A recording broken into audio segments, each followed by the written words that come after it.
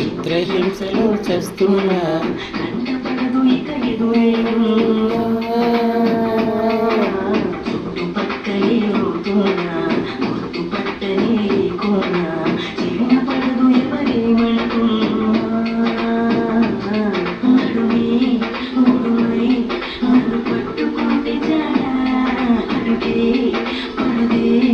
ఇక ఎడుపోదామన్నా ఆ మడతలు మహిమేమిటో వెతకాలి తొంగి చూసైనా ఆ ఊపులు పదునేమిటో తీర్చాలి తప్పు చేసైనా